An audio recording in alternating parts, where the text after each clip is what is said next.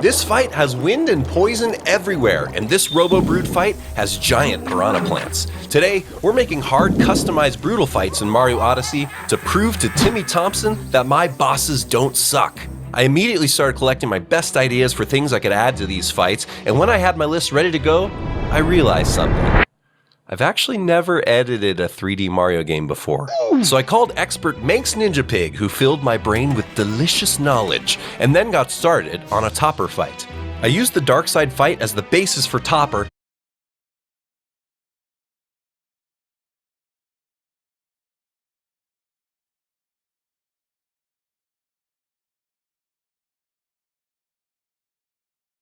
and then customized his arena. I stole the floor from the Cloud Kingdom and placed it around the arena to add a cloud theme to this battle. I also tried to cover the ground with this cloudy fog that Mario can run through or throw Cappy through to see a bit better, but ended up making everything way too hard to see.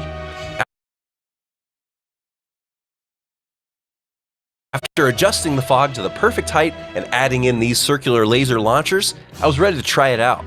Fighting Topper actually turned out to be way harder than I first thought. Every time Mario throws Cappy out, he might activate these laser discs, which continue to trigger for the entire fight.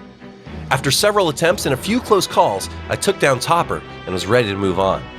Madam Brood is the fight I tackled next. I wanted to have two Madam Broods in the fight, with one being half the size to see how that would work. As you'll see soon, the results were hilarious. Madam Brood has her gold chain Chompykins, so I wanted to experiment with having small chain chomps in the arena attacking Mario as well. When I fought the twin bosses, the game glitched out and a larger Madam Brood got stuck like this. Even after beating the small Madam Brood, we got this glorious shot of the glitch during the cutscene. I knew Timmy Thompson would make fun of me if I left the fight like this, so I decided to fix it up. I got rid of the second Madam Brood and doubled down on the little chomplets. I put them all around the perimeter of the arena and went into the fight. This battle was tough because Mario needs to avoid the chomplets behind him while working to capture Chompykins. When Mario captures the gold chain chomp, the chomplets can still attack him and actually break him out of the capture. Even running away from Madam Brood was tough because the arena has so many hazards I could bump into. This fight ended up being really fun and unique, and I was super excited to move on to the next one. I was feeling super confident now with two bosses under my belt and wanted to work on the Spewart fight next. I had an awesome idea to bring in quicksand from the desert world and add the desert ground around the arena for theming, but my game kept crashing. I got rid of the quicksand to hopefully fix the problem, brought in some cacti, laser rings, but the game crashed continually. After 2 hours of trying different solutions, I was ready to give up. Maybe Timmy Thompson was right.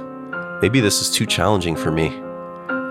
After taking a break, I knew that I couldn't let Timmy Thompson be right. I pushed myself to come up with a completely new concept for the Spewart fight. I brought in snow to place around the arena and wanted some wind to push Mario into the grape jelly that Spewart vomits. So I found some Typhoos to place on both sides.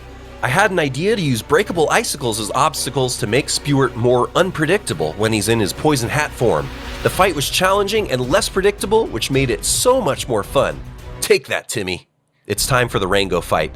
I love Mario bosses and levels that give you something that is supposed to be helpful, but actually works against you. I grabbed speed flowers from the Seaside Kingdom and the ground from the Seaside Kingdom for theming. I really struggled with getting these flowers to actually attach to the ground instead of floating in the air, but after 30 minutes of trying, you can see that I still didn't quite get it right. When Mario enters the fight, the flowers all over the arena make it really tough for him to defend himself against the Sawblade hats. Whenever he accidentally grabs a speed flower because he throws Cappy out, he runs uncontrollably around the small arena and gets damaged. Even when Rango is in jumping hat form, the speed flower isn't even that helpful. Rango can just jump further and still hunt down Mario.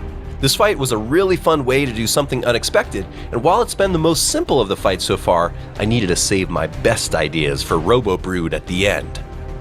Harriet has bombs that leave fire spots on the ground in her fight, so I wanted to build on top of that idea. I took the lava floor from the Luncheon Kingdom and found some lava geysers that move up and down and put those into the arena. This synergy was really fun because Mario needs to avoid the giant lava geysers, but because they move up and down, he can jump over them if he times it right. Because Harriet is immune to these lava geysers, she actually can stand on top of them and hurl bombs down at Mario. With some strategic jumps and dodges, Mario crushed Harriet, and we were ready to design the final battle. The Robo Brood fight needed to be epic. I wanted to build around the wooden vibe of this contraption, so I stole the ground and some trees from the Wooded Kingdom. I envisioned piranha plants spitting out poison everywhere, making things crazy, but I couldn't figure out how to make the poison stay on the ground. So I just made 3 huge piranha plants in the arena instead. I really liked the idea of having these spinny rock smashers in the center of the arena to mess with Mario while he went after the Robo Giant, and after trying 50 different things and failing, I was finally able to make 1 giant roller smasher for our fight. To make Mario have to work a bit harder, I deleted all the Hammer Bros from the stage and brought in these falling platforms for him to jump up to get on top of the beast. Mario needs to avoid these bombs launching, climb up, jump across, and ground pound these shielded Broodals to do some damage. Mario calculated his ground pound position to defeat not only this Robo Brood, but also defeating the true final boss, Timmy Thompson, once and for all. Huge thank you to Manx Ninja Pig for helping me learn how to do all this. Be sure to check out his channel if you haven't already, and subscribe to my channel so Nintendo will hire me. To see some cool secrets I designed in Mario Maker 2 levels, click on the video on the screen right now. I'm Aristotle, and thanks for watching.